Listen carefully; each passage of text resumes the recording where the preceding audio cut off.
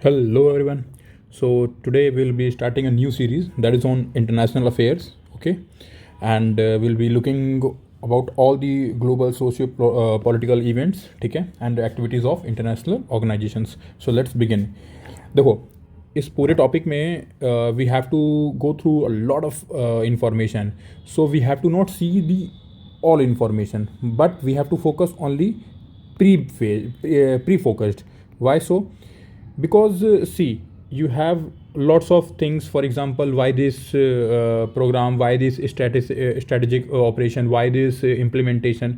So why, how, the things, such things which are involved should not be taken into account. So what we have to do, we have to focus only those things which are most probable, ठीक है, that could be asked in the exam. So let's begin. So without any further ado, let's begin. So we are starting with the India Oman bilateral trade, bilateral meet. ठीक है. The Sultan of Oman, His Majesty Sultan Hassan bin Tariq visited India on an official state visit. ठीक है, तो ये एक official state visit थी. ठीक है, ये एक ऑफिशियल स्टेट विजिट थी. अच्छा, आपको एक बात बता दें, this happened first time in India in last 25 years. ठीक है, तो ये पहली बार ऐसा हुआ है कि बीते 25 साल में कोई ओमान का फर्स्ट सिटीजन आया हो आपके देश में. ठीक है, India and Oman have adopted India Oman joint vision partnership. ठीक है, तो देखो उसमें बहुत सारी चीज़ें हैं जिस पे इंडिया ओमान फोकस करेगा. For example maritime cooperation, connectivity, energy security, space, digital payments, health, tourism, hospitality, agriculture, food security. देखो, these are such broad 8 to 10 areas where each country will focus. Why? Because India is good at digital payment, India is good at low cost health program, India is good at tourism, ठीक है, energy sector, food security, agriculture. So these things will be very much in news with all the countries. ठीक है, with all the countries. So let us see. But when we'll be discussing about the France, when we'll be discussing about the US, आपको दिखेगा कि हम लोग फिर वहाँ पे डिफेंस से रिलेटेड बातें करेंगे, फिर वहाँ पे हम न्यू इमर्जिंग टेक्नोलॉजी की बातें करेंगे, फिर टेक्नोलॉजी ट्रांसफ़र की बातें करेंगे. वहाँ पे एक स्टेप फर्दर होकर वहाँ पे चीज़ों को लेकर हम जाएंगे. तो एक कहते हैं कि एक आपको अंडरस्टैंडिंग डेवलप हो जाएगी कि जब आप देखोगे द कंट्री की जैसा स्टैचर बदलेगा. फॉर एग्जांपल, अगर कोई छोटी कंट्री आ रही होगी, मतलब I am not demeaning over here, अगर कोई लीस्ट डेवलप कंट्रीज़ या फिर डेवलपिंग कंट्रीज़ आपको की एक बायलैटरल रिलेशनशिप दिखेगा, तो आपको सब कुछ याद नहीं करना है, आपको दिमाग लगाना है कि उनका जनरली कॉपरेशन कहाँ पे होगा. कनेक्टिविटी में होगा, एनर्जी में होगा, सिक्योरिटी में, स्पेस में, डिजिटल पेमेंट एंड सच. सब आप याद नहीं कर सकते बट एक अंडरस्टैंडिंग डेवलप करी जा सकती है. ठीक है, सो लेट्स गो अहेड. ठीक है, इसमें फिर से बहुत ज़्यादा कुछ जानने को नहीं है. ठीक है, बायलैटरल एग्रीमेंट्स हुए थे, कॉम्प्रिहेंसिव इकोनॉमिक पार्टनरशिप एग्रीमेंट को लेकर भी बात करी जा रही है. ठीक है, अभी ऑनगोइंग डिस्कशन है, इसलिए कह रहे हैं ना, अभी डिस्कशन ऑनगोइंग है, इसमें कुछ अभी अचीव नहीं हुआ है, तो it is not that important. हाँ, मेन्स के लिए सब इंपॉर्टेंट है. ओमान इंडिया इन्वेस्टमेंट फंड बनाया गया है कि ताकि दोनों कंट्रीज अपने अपने एक चंक ऑफ फंड से इन्वेस्टमेंट एक दूसरे कंट्रीज में कर पाएँ. डिजिटल पेमेंट्स को लेकर बात हुई है, रीजनल इंटरनेशनल इशूज़ को लेकर बात हुई है. देखो, 2 स्टेट सोल्यूशन पे ही बात कर रहा है ओमान इंडिया. ठीक है, पैलेस्टीन इशू को लेके. ठीक है, हाँ, तो इसमें ज़्यादा इंपॉर्टेंट क्या था कि पहली बार बीते 25 साल में कोई ओमान के मैजेस्टी आए हैं, दैट इज सुल्तान हैथम बिन तारिक. ठीक है, इंडिया रशिया को लेके बात करते हैं. अगेन देखो, यहाँ पे इंडिया रशिया, तो यहाँ पे आप देखोगे कि जो इशूज़ हैं ब्रॉडली चेंज हो जाएंगे. Medicine, pharmaceutical and medical devices. अच्छा चलो, ये तो चलो मेडिकल से रिलेटेड है. फिर वहाँ पे आपको ड्रोन्स दिख जाएंगे, एयरक्राफ्ट फाइटर्स दिख जाएंगे. These are the things that you have to keep in mind. ठीक है, I am sorry. Okay, then nuclear power plant. इस पूरे न्यूज़ में हमारे लिए इंपॉर्टेंट क्या है? देखो, मैंने आपके लिए जानबूझ के पहले से ही डेलिबरेटली मैंने हाईलाइट कर दिए हैं. कुछ चीज़ें रेड हाईलाइटेड हैं, कुछ चीज़ें येलो हाईलाइटेड हैं. रेड वाले आपके जनरल इंपॉर्टेंट टॉपिक्स हैं, जनरल इंपॉर्टेंट स्टेटमेंट्स हैं, बट येलो वाले वेरी वेरी इंपॉर्टेंट होंगे. तो आपको ये चीज़ ध्यान में रखना है. ठीक है, तो let's see. Nuclear power plants agreement, Kudankulam जो कि तमिलनाडु में है, ये न्यूक्लियर पावर प्लांट जो है उसको साइन किया गया है अंडर मेमोरेंडा ऑफ अंडरस्टैंडिंग. ठीक है, ये जो मेमोरेंडम होगा रशिया के साथ कि जो कुडनकुलम की जितनी भी टेक्नोलॉजी होगी वो रशिया हमारे साथ जॉइंट वेंचर करके इसको सर्विस देगा. ठीक है, already 2 Russian built nuclear plants India में रनिंग है और 4 अंडर कंस्ट्रक्शन है, ठीक है। तो ये हो गया। अच्छा, कुडनकुलम बंद कब से रहा है? 2002 से बन रहा है। 16 में इसका फर्स्ट ऑपरेशन शुरू हो गया था। वो फुल कैपेसिटी में 2027 तक काम करना शुरू हो जाएगा, ठीक है। आगे चलते हैं। Indian navy ships hijacked ship in Arabian sea. ये बहुत इंपॉर्टेंट न्यूज़ है, देखो आ सकता है। तो इसमें मैंने आपको कुछ चीज़ें ऑलरेडी हाईलाइट कर दी हैं। हुआ क्या है, in recent incident in Arabian sea, the Arabian sea में ही हुआ है, आप लोग कंफ्यूज मत होइएगा, इंडियन ओशन मत समझिएगा, ठीक है। The Malta flagged vessel MV Ruen, ठीक है, Malta flagged vessel MV Ruen was hijack by pirates. और पायरेट्स कहाँ के थे? सोमालिया के थे। और पर इंडियन नेवी ने इसको इंटरवीन करके इसको लोकेट कर लिया है। कहाँ से? गल्फ ऑफ एडन से। तो ये मैपिंग का देखो सवाल यहाँ से बनेगा बहुत ईजिली। गल्फ ऑफ एडन कहाँ है, गल्फ ऑफ अकावा कहाँ है, ठीक है। तो ये सब चीज़ें आपको जाननी पड़ेंगी, ठीक है।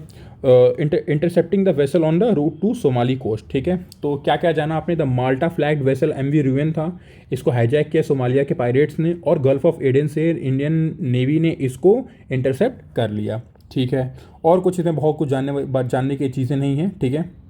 हाँ, ये देख सकते हैं आप लोग कि noteworthy pirate activity zones include north west Africa, gulf of Guinea, red sea, Somalia, horn of Africa. पता है ना, अफ्रीका जो ऐसे यहाँ पे है, तो यहाँ पे आपका इथोपिया, इरित्रिया, नीचे तंजानिया, तो ये यहाँ पे जिबूती, तो ये जो हॉर्न ऑफ अफ्रीका है यहाँ पे बहुत ज़्यादा, Somalia, I am so sorry, यहाँ पे सोमालिया, फिर यहाँ पे इथोपिया, यहाँ पे इरित्रिया, और यहाँ पे इरित्रिया नहीं आता है, यहाँ पे आपका जिबूती। तो ये जो एरिया है ये हॉर्न ऑफ अफ्रीका है, ठीक है। और ये पूरा आपका अरेबियन सी, और नीचे इंडियन ओशन, और यहाँ पे हमारा प्यारा भारत देश।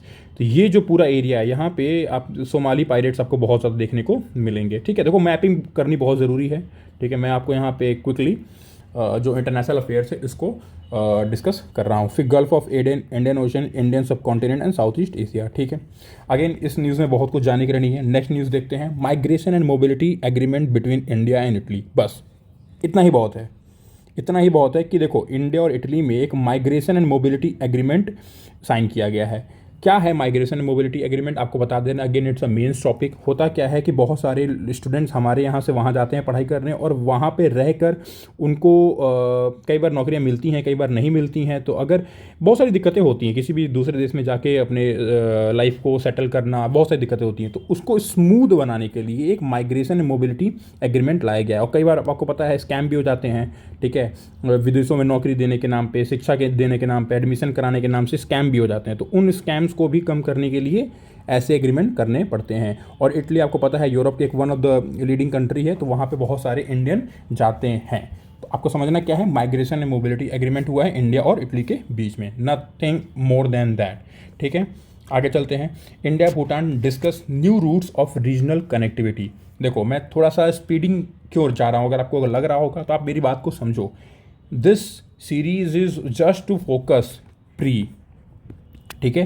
प्री के लिए बहुत इंपॉर्टेंट ये होगा, be it UPSC, be it UPPCS, ठीक है। तो मैंने इसको बहुत ही तरीके से इन चीज़ों को सेग्रीगेट कर दिया है। जो मीन्स ओरिएंटेड है बिल्कुल अंडरलाइन नहीं किया है, वो बस एक जानकारी के लिए इंपॉर्टेंट है। बट जो प्रीलिम्स ओरिएंटेड है उसको मैंने अंडरलाइन किया और आपसे यहाँ पे मैं डिस्कस भी करता रहूँगा। सो लेट्स गो अहेड, ठीक है। India Bhutan discuss new routes of regional connectivity, ठीक है। अच्छा देखो, इसमें 2-3 जगह के नाम आपको पता होने चाहिए, लोकेशन इंपॉर्टेंट है। पहला, rail link between the Gelephu and Kokrajhar Assam, ठीक है। तो गेलोफू मैंने आपको बताया, तो याद करो अगर आप पुराने लेक्चर्स देखे होंगे, ठीक है। मैं लिंक पे लगा दूंगा, और नहीं भी लगाऊंगा तो आप प्लेलिस्ट में जाके देख सकते हो, ठीक है। आई दृष्टि की मैंने प्लेलिस्ट बना रखी है।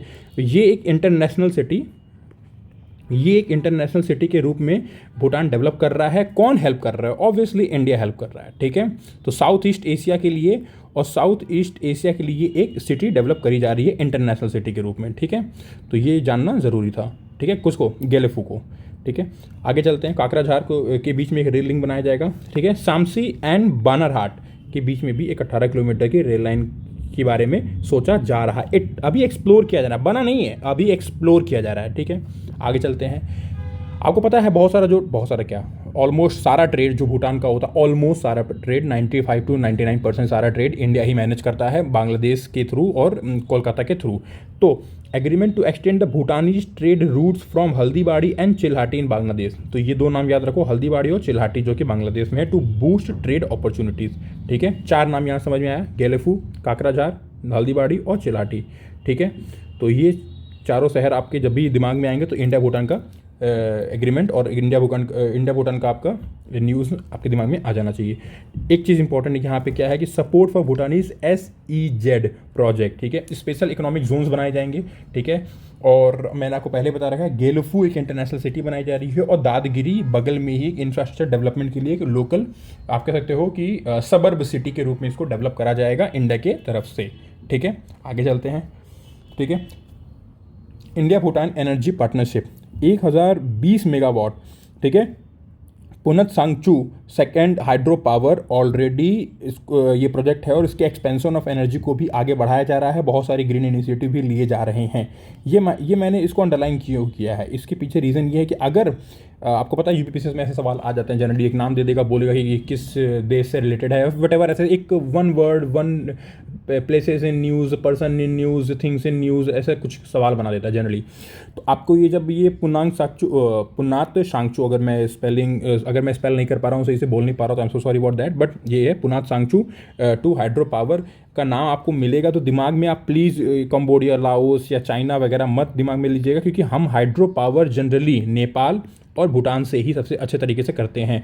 ये दोनों देश में हम जाके अपनी टेक्नोलॉजी को देते हैं, वहाँ पे इंफ्रास्ट्रक्चर डेवलप करते हैं और फिर उनसे एक्सपोर्ट करते हैं। तो इससे क्या होता है कि इन दोनों देश को पैसे भी मिलते हैं, ठीक है। तो इनके देश के लिए इकोनॉमी के लिए भी अच्छा है। तो ये भूटान यहाँ पे आपके दिमाग में आ जाना चाहिए। छोटी सी मैंने कहानी just to connect the dots.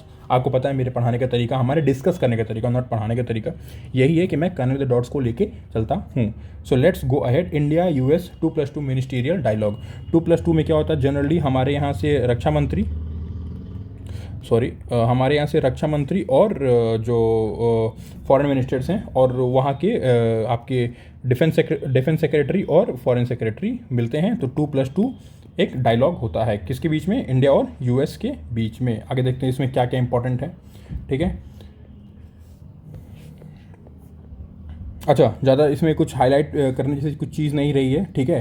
तो क्योंकि ऑलरेडी अभी इंडिया US के रिलेशनशिप में को हम आगे डिस्कस करेंगे, ठीक है। तो देखो ये 5th एडिशन रहा है इंडिया US का 2+2 मिनिस्ट्रियल डायलॉग का। लॉर्ड ऑस्टिन वहाँ के डिफेंस सेक्रेटरी हैं और हमारे राजनाथ सिंह ने इसमें पार्टिसिपेट किया था, ठीक है।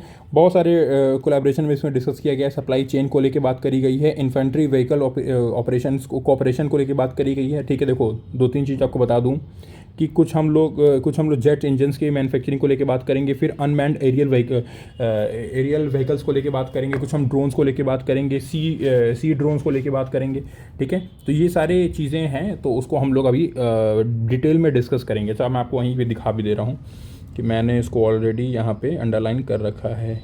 Wait a second. देखो चलो यहाँ पे डिस्कस कर लेते हैं।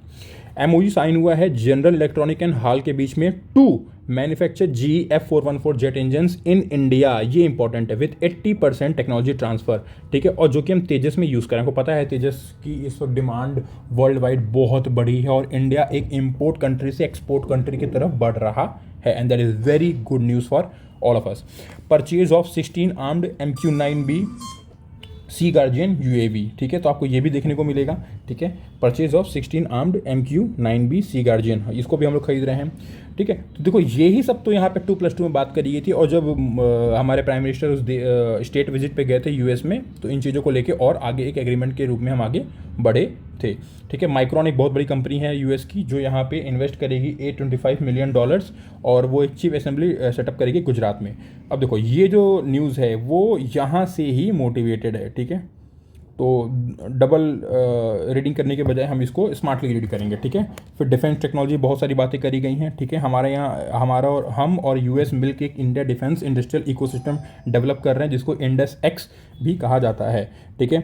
मैरीटाइम सिक्योरिटी के बारे में बात करेंगे तो यहाँ पे एक चीज़ देख लो, कंबाइंड मैरीटाइम फोर्स, इसमें अभी इंडिया पार्टनर नहीं है, ठीक है, बट इसको ज्वाइन कर लिया है, ठीक है। तो अब इसको इंडिया ने कंबाइंड मैरीटाइम फोर्स को इंडिया ने ज्वाइन कर लिया। इसका हेडक्वार्टर कहाँ है, बहरीन। इसको लीड कौन करता है, US नेवी वाइस एडमिरल इसको लीड करते हैं, ठीक है। इन्हीं के कमांड पे चीज़ें चलती हैं, ठीक है। तो दीज आर द थिंग्स, ठीक है। तो इसको US नेवी वाइस एडमिरल इसको कमांड करते हैं, ठीक है। स्पेस एंड सेमीकंडक्टर कोलैबोरेशन भी देखने को मिला था, ठीक है। Now let's go ahead. Goa maritime conclave, इसमें भी आपको बस एक चीज़ जानना है, ये किसके अंतर्गत ये हुआ था, तो ये हुआ था इंडियन नेवी ने कराया गया under the aegis of Naval War College in Goa, ठीक। और इसमें कौन कौन सारे देश पार्टिसिपेट किए थे? The delegates came from 12 Indian ocean national including Comoros, Bangladesh, Indonesia, Madagascar, Malaysia, Maldives, Mauritius, Myanmar, Seychelles, Singapore, Sri Lanka and Thailand, ठीक है। तो आपको 12 इंडियन ओशन कंट्रीज़ यहाँ पे देखने को मिलेंगे, ठीक है। Let's go ahead. India and Tanzania relation, ठीक है। इंडिया तंजानिया रिलेशन में आपको पता है, अभी आपको पता है एक IIT वहाँ पे हम लोग बना रहे हैं, ठीक है। It will be the first international IIT campus, ठीक है, आउटसाइड इंडिया, ठीक है। तो एक इंटरनेशनल IIT कैंपस होगी, वो तंजानिया में ही है। आपको बताना कौन सी IIT है, वो IIT मद्रास है, बॉम्बे है, दिल्ली है, कानपुर है, कौन सी IIT वो है, ठीक है।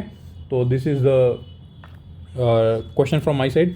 तो president of Tanzania Samia Suluhu India में आई थी, ठीक है। इस सबसे इंपॉर्टेंट इसमें ये है कि Tanzania president Samia Suluhu Hassan was honoured with doctorate, ठीक है, फ्रॉम जवाहरलाल नेहरू यूनिवर्सिटी दिल्ली। ये बहुत इंपॉर्टेंट होगा आपको। और तंजानिया गवर्नमेंट ने ये भी बोला है कि वो इंटरनेशनल बिग कैट अलायंस में पार्टिसिपेट करना चाहती हैं एंड ग्लोबल बायोफ्यूल अलायंस में भी पार्टिसिपेट करना चाहती हैं। अच्छा, इंटरनेशनल बिग कैट अलायंस क्या है?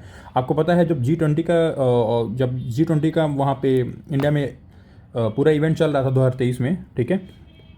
तो आपको पता है हमारे PM ने International Big Cat Alliance announce किया था। इसमें क्या है कि जितने भी 97 कैट और जो बिग कैट्स होते हैं, जैसे for example lion, tiger, leopard, snow leopard, cheetah, jaguar, puma, exactly 7 big cat को इसमें कंजर्व करने की बात करी गई है। और वो जो 97 नेचुरल इनके जो हैबिटेट हैं वो सारी कंट्रीज इसमें पार्टिसिपेट कर सकती हैं, ठीक है। तो this is the important thing. और इसमें तंजानिया ने भी अपना इंटरेस्ट दिखाया है ज्वाइन करने को। ग्लोबल बायोफ्यूल अलायंस क्या है? आपको पता है कि इस वक्त दुनिया ग्रीन एनर्जी की तरफ ज़्यादा फोकस कर रही है। तो ग्लोबल बायोफ्यूल अलायंस में आप मेनली 3 बहुत बड़े देश हैं जो कंज्यूमर भी हैं, बहुत बड़े मैन्युफैक्चरर भी हैं, that is Brazil, US and India, ठीक है। तो इन तीनों देश ने मिलकर G20 की जो प्रेसिडेंसी इंडिया की पास थी 2023 में, तब इस चीज़ को इनिशिएट किया और इंडिया ही इसको सामने से इसको लीड किया है। बायोफ्यूल के बारे में थोड़ा सा मैं आपको बता दूं, जैसे कुछ स्कीम्स है, जैसे गोवर्धन स्कीम हो गई, जीवन स्कीम हो गई, इन चीज़ को आप एक बार जरूर देख लीजिएगा, ठीक है। बायोफ्यूल 3 प्रकार के होते हैं, सॉलिड, लिक्विड, गैस, ठीक है। तो इसको बायोगैस बोलते हैं, इसको बायोडीजल बोलते हैं, ठीक है। और बायोडीजल बोल सकते हो, बायोइथेनॉल। और इसमें आपके आ जाएंगे सारे के सारे जैसे वुड हो गया, आपके जितने भी सूखे लकड़ियाँ होती हैं वो सारी चीज़ें इसमें सॉलिड फ्यूल में आ जाएंगी, ठीक है, ठीक है। अभी हम लोग 4th जनरेशन बायोफ्यूल टेक्नोलॉजी पे काम कर रहे हैं। 1st generation, 2nd generation, 3rd generation क्या है, प्लीज़ इन चीज़ों को ज़रूर देख लीजिएगा क्योंकि क्वेश्चन इन्हीं पैरेलल चीज़ों से आते हैं, ठीक है। अभी सब चीज़ों पे डिस्कस करने में बहुत सारा समय चल जाएगा। अभी हमें क्या करना है, क्विकली सारे न्यूज़ को एक बार देख लेना है। Indian Ocean Rim Association, again Indian Ocean Rim Association, it was you can say brain child of Nelson Mandela, ये याद कर लीजिए, ठीक है। It was a brain child of Nelson Mandela. इन्होंने बोला था कि देखिए ये हमारा इंडिया है, ये आप समझ लो, ठीक है। ये आपका सऊदी वाला पेनिनसुला है, ये आपका पूरा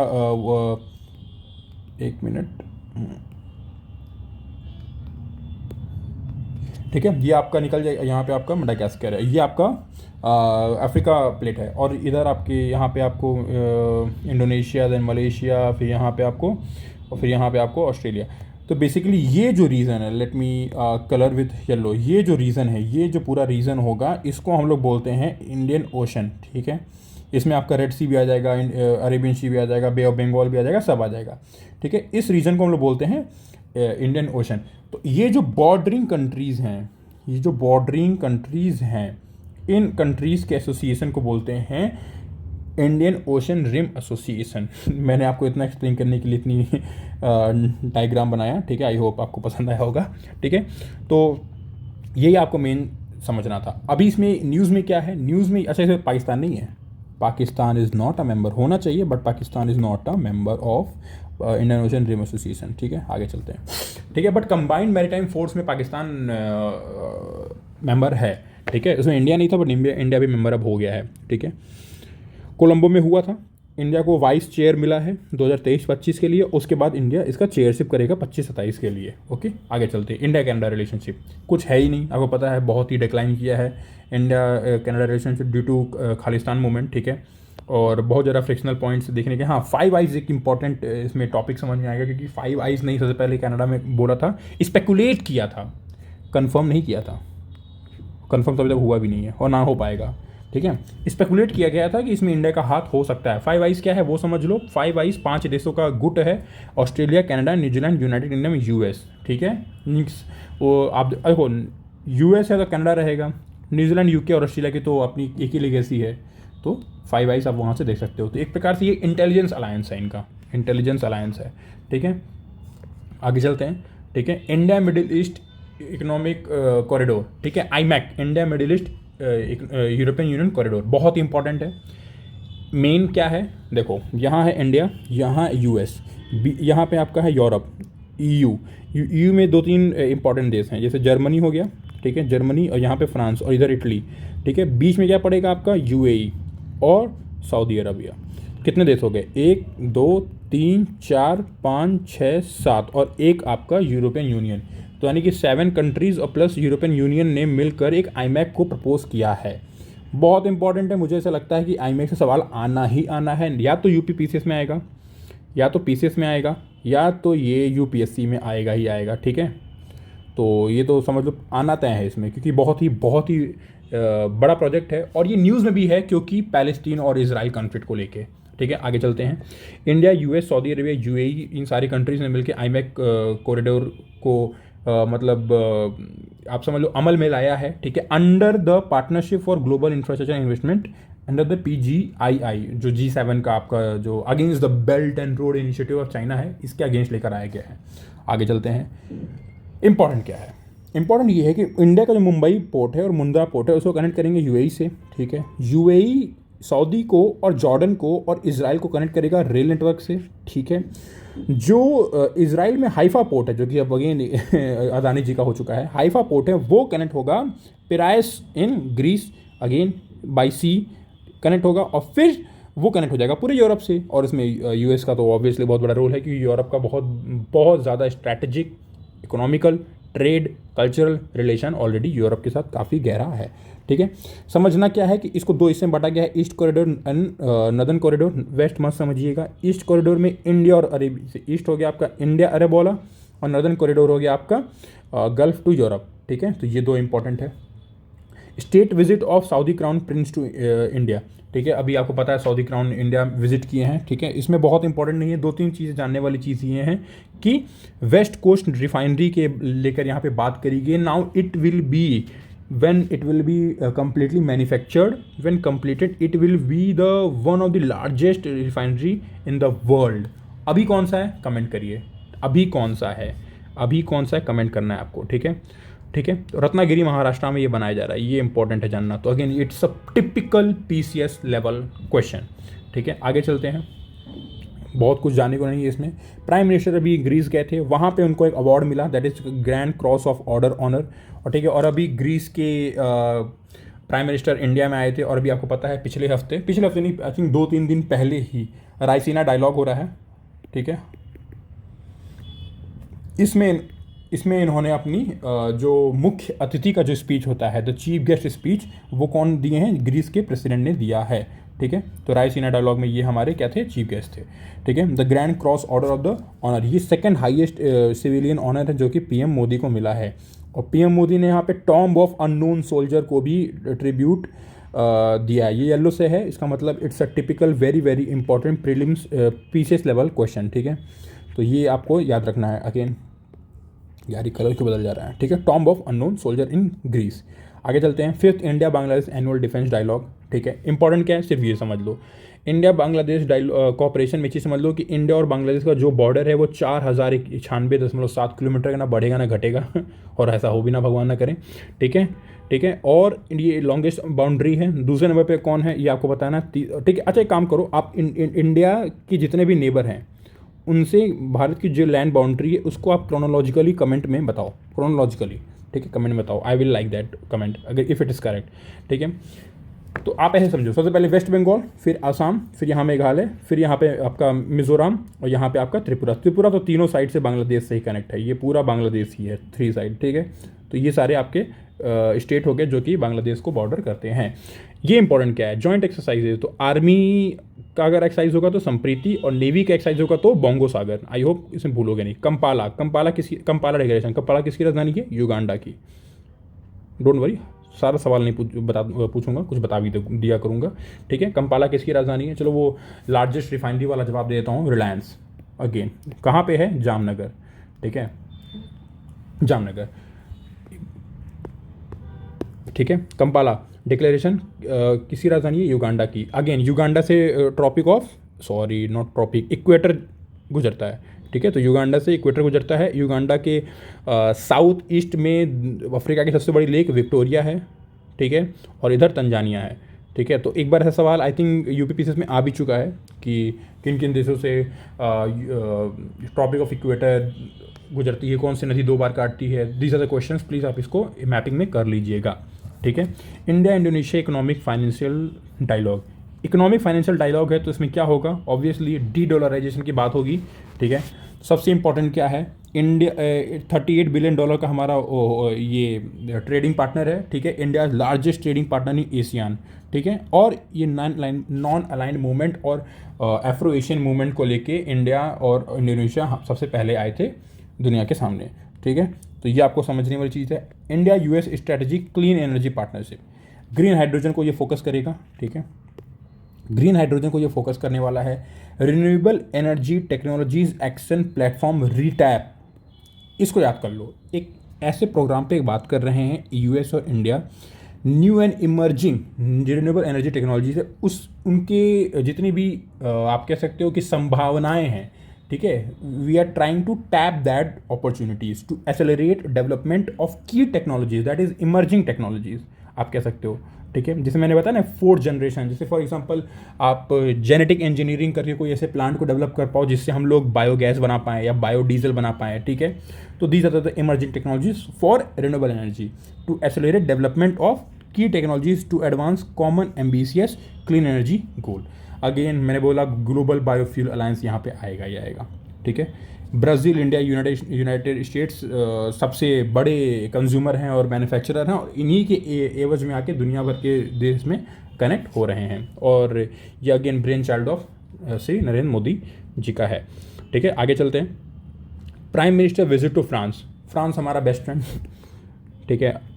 रशिया के मैं आगे इसको रखूँगा, फ्रांस हमारा बेस्ट फ्रेंड है हमेशा से, जब से हमारा देश आज़ाद हुआ है। फ्रांस हमेशा कभी भी मतलब ऐसा नहीं कि यस और नो वाले कंडीशन में रहा है, हमेशा यस यस कंडीशन में रहा। और ऐसा भी नहीं कि 99% यस है तो कभी 80% हुआ हो, 99 से 90 हुआ है, कभी 80% नहीं हुआ है। हमेशा वो हम इंडिया को सपोर्ट किया। और जब से इंडिया इकोनॉमिकली एक मेजर सुपर पावर बन के उभर रहा है तब से तो फ्रांस ऑब्वियसली बहुत ज़्यादा सपोर्ट किया हमें, ठीक है। बहुत सारा इन्वेस्टमेंट है, बहुत सारी टेक्नोलॉजी ट्रांसफ़र है, और इकलौता ऐसा देश है जो मुझे लगता है कि 100% टेक्नोलॉजी ट्रांसफ़र करता है। यूएस भी नहीं करेगा, रशिया तो चलो ठीक है वो तो करेगा ही करेगा, ठीक है। यूएस भी नहीं करेगा, सोचो, पर फ्रांस करता है, ठीक है। गेस्ट ऑफ ऑनर थे कहाँ पे, बैस्टाइल डे परेड में पीएम हमारे, ठीक है। हमने आपको पता है 2016 में 36 रफाल इनसे खरीदा था।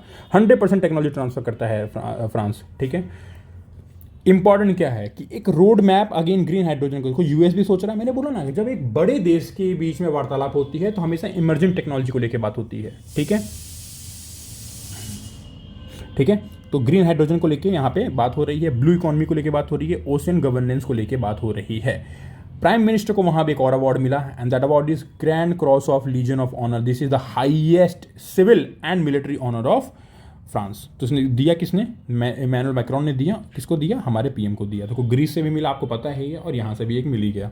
तो और आपको पता है कि इस वक्त इन पीएम सबसे ज़्यादा रेसिपिएंट, सबसे बड़े रेसिपिएंट हो चुके हैं दुनिया के, जो अभी एक सुप्रीम पोजीशन पे होते हुए इतने रिसीव जिन्होंने करा हो, ठीक है।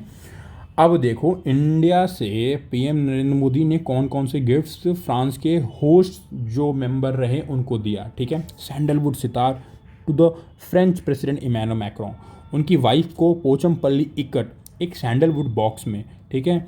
मार्बल इनले वर्क टेबल, किसको, एलिजाबेथ बॉर्ने जो कि प्राइम मिनिस्टर हैं फ्रांस की, ठीक है।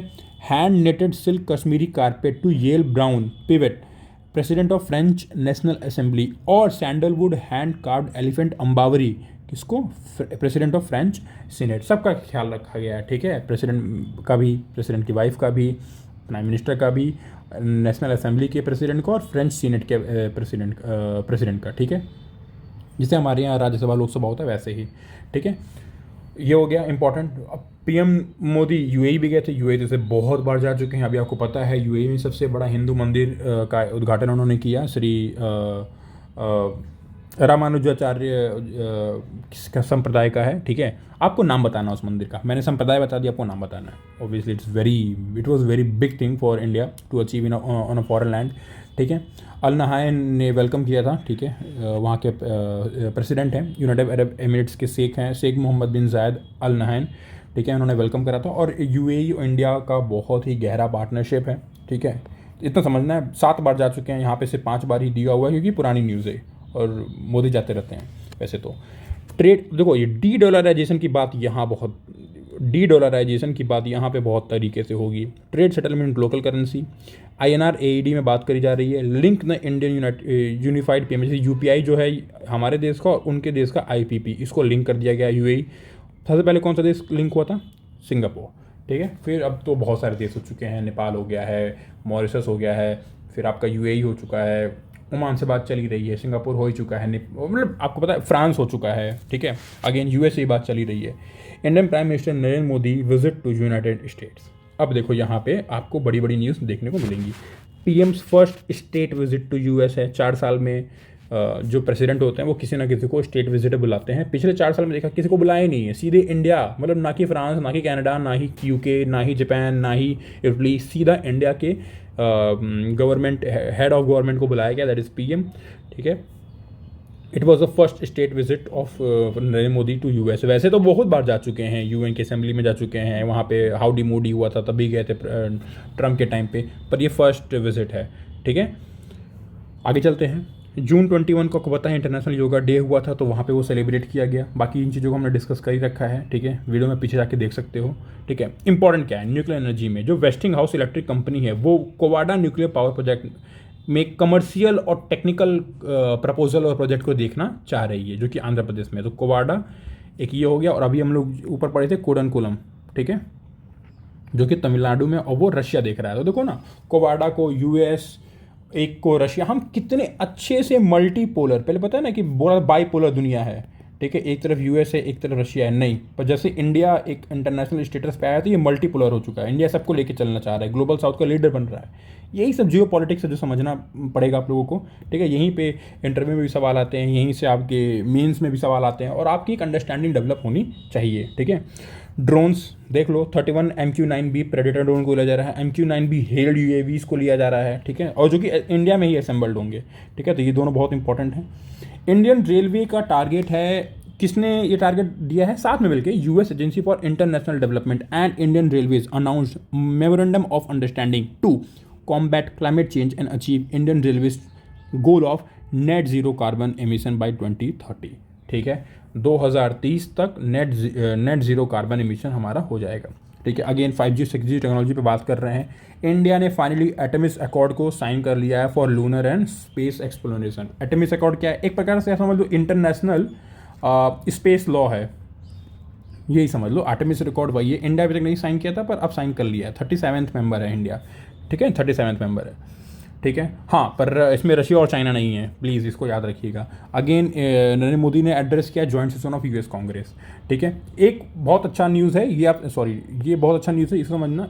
मेमोरेंडम ऑफ अंडरस्टैंडिंग हुआ है सूरीनाम और इंडिया के बीच में। इसमें क्या है कि रिकॉग्निशन दिया जाएगा इंडिया फार्माकोपोइया इन सूरीनाम। अब ये इंडिया फार्माकोपोइया क्या है ये समझ लो। It publishes the India pharmacopoeia as the official document for setting quality standard, मतलब जितने भी क्वालिटी स्टैंडर्ड होते हैं ड्रग्स के, ठीक है, और जितने भी डिजीज़ को प्रिवेलेंट डिजीजेज हैं मार्केट में नहीं, सोसाइटी में, उनके अगेंस्ट जो भी ड्रग्स बन रही हैं, मेडिसिन बन रही हैं, उनको स्टैंडर्डाइज करने का जो काम है वो कौन करता है, IP, दैट इज़ इंडियन फार्माकोपोइया। इसको फाइनली सूरीनाम में भी रिकॉग्निशन मिल गया है। 5 देश किए हैं अभी तक, Afghanistan, Ghana, Nepal, Mauritius and republic of Suriname. ठीक है, ये इंपॉर्टेंट था। Visit of prime minister of Nepal to India, ये पहला विजिट होगा किसका, कमल दहल प्रचंड का, जब से वो अभी हाल फिलहाल में पीएम बने हैं। ठीक है, नेपाल आएगा भारत तो 2 चीज़ से बहुत ज़्यादा बात करेगा, पहला इकोनॉमी और दूसरा बिजली। ठीक है, बिजली। ठीक है, तो इकोनॉमी और बिजली दोनों की इसमें बात हुई है। ठीक है, आगे चलते हैं। Power export from Nepal to India 10,000 megawatt with in 10 years. ठीक है, conducted ground breaking of the 400 kilo volt Gorakhpur Butwal transmission line.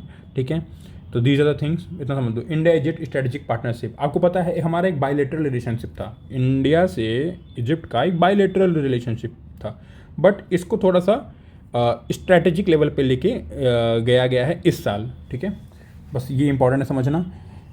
ठीक है, इजिप्ट को वेलकम किया गया था G20 में एज अ गेस्ट कंट्री। ठीक है, यूएई भी एक as a guest country welcome हुआ था।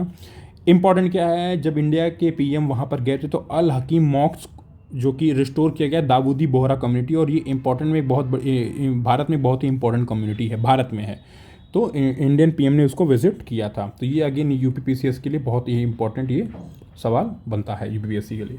ठीक है, आगे चलते हैं। इंटरनेशनल म्यूजियम एक्सपो 2023, आपको पता है दुनिया का सबसे बड़ा म्यूजियम भारत में बन रहा है, इसका नाम है युगे युगीन भारत। 5000 साल हमारी जो हिस्ट्री है 5000 साल की, उसको इसमें दिखाया जाएगा। ठीक है, आगे चलते हैं।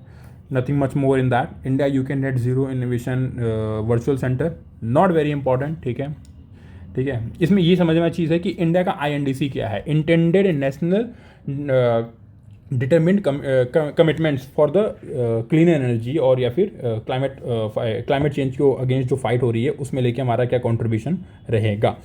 तो हमारा कमिटमेंट क्या है, to get 50% of its energy from renewable resources by 2030 and to introduce total projected carbon emission 1 billion tons. ये इंपॉर्टेंट, और आपको पता ही है 2030 तक इंडियन रेलवे अपने आप को नेट जीरो पे ले आने की बात कर रहा है, अभी जो हमने पहले न्यूज़ देखा था।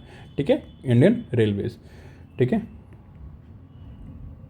ठीक है, अच्छा, सबसे ज़्यादा अगर ओवरऑल ग्रॉस एमिशन की बात करूं तो चाइना नंबर 1 पे है, दूसरे पे यूएस है, फिर यूएई एज ए ग्रुप है, और India third as a region है, but country India as a fourth as a region है, बट कंट्री थर्ड है, और रशिया 4th पे है।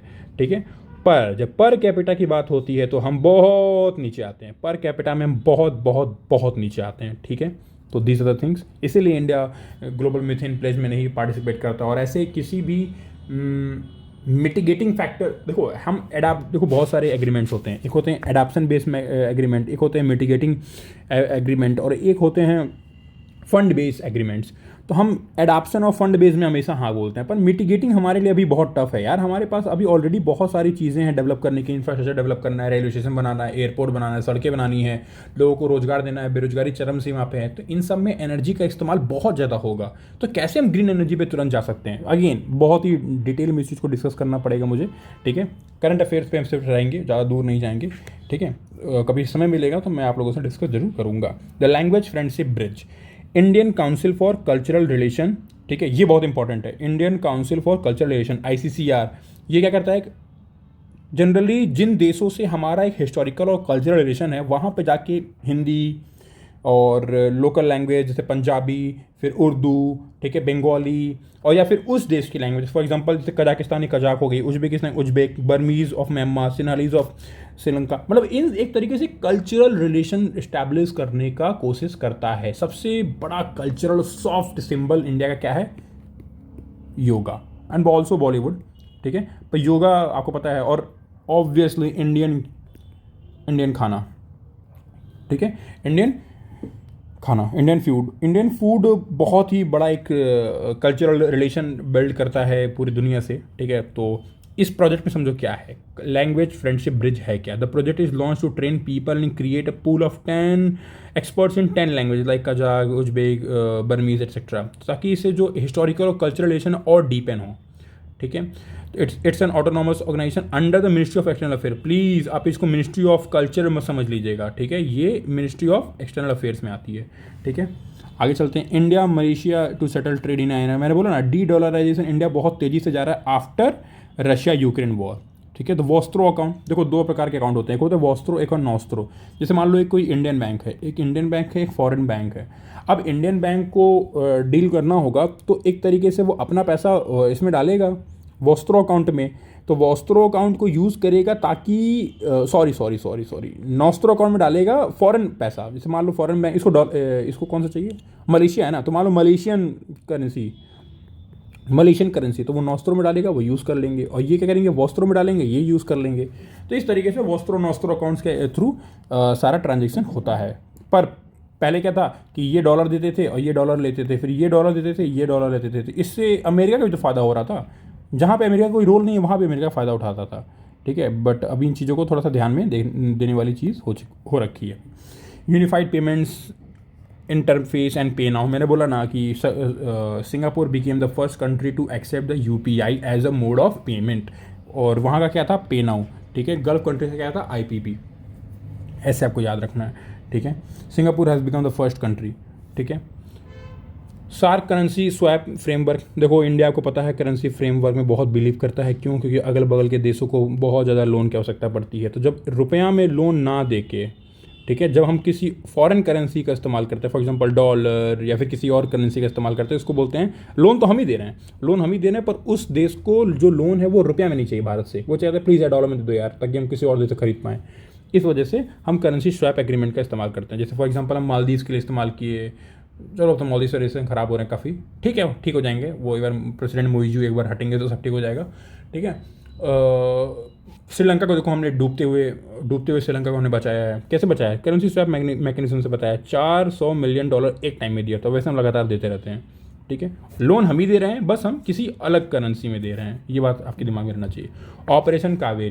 ऑपरेशन कावेरी में क्या हुआ, सूडान में क्राइसिस आया था, मिलिट्री के दो एक धड़ थे, एक कौन सा था, एक मैं यहाँ पे बताता हूँ आपको, हाँ, सूडानीज आर्मी और पैरा मिलिट्री ग्रुप में क्या हो गया, लड़ाई हो गई। तो अब लड़ाई होगी तो पूरा देश एक तरीके से वहाँ पे डेमोक्रेसी पूरी तरीके से बहाल नहीं हो पाई, बहुत दिक्कतें हो गई। वहाँ पे जो इंडियन नागरिक थे वो फंस गए, तो उनको वापस लाने के लिए ऑपरेशन कावेरी लॉन्च किया गया। बहुत सारे ऑपरेशन हैं, उनको एक बार देख लेते हैं। ऑपरेशन मैत्री क्या है, नेपाल में अर्थक्वेक आया 2015 में, इंडियन आर्म फोर्स ने जाके वहाँ पे रेस्क्यू ऑपरेशन चलाया, ठीक है, और इंडियन नेशनल को वहाँ पे बचाया, तो वो हो गया ऑपरेशन मैत्री। ऑपरेशन राहत क्या है, राहत अगेन ये जाएगा आपका यमन सिविल वॉर को लेकर, वहाँ पे सिविल वॉर हुआ था, तो जो इंडियन वहाँ फंस गए थे उनको बाहर लेकर आना, क्योंकि सऊदी अरबिया ने नो फ्लाई जोन इम्पोज कर दिया था, तो इंडिया वहाँ पे मिशन अपना राहत चलाया।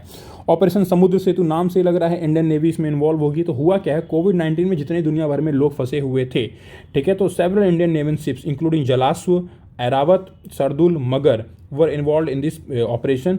took 55 days to complete and cover more than 23,000 kilometre by sea. Vande Bharat, देखो जैसे ये समुद्र में है तो ये लैंड पे है। Amid COVID-19 pandemic, the Indian government launched the Vande Bharat mission to repatriate the citizens stranded abroad. Operation देवी शक्ति to evacuate its citizens and Afghan partners from Kabul। आपको पता है काबुल में भी गवर्नमेंट बदली क्या, टेक ओवर हुआ तालिबान के थ्रू, ठीक है। तो ऑपरेशन देवी शक्ति वहाँ के लिए, और operation Ganga very very important, ठीक है, रशिया यूक्रेन वॉर में इंडियन नेशनल को लेकर आना, ठीक है। These are things. I hope आपको ये जो 40 मिनट सीरीज़ जो मैंने बनाने की कोशिश की आपको पसंद आया होगा। मैं इस सीरीज़ को और आगे लेके जाऊंगा, ठीक है। So please do like the video, do share it and do subscribe the channel. Thank you so very much. जय हिंद।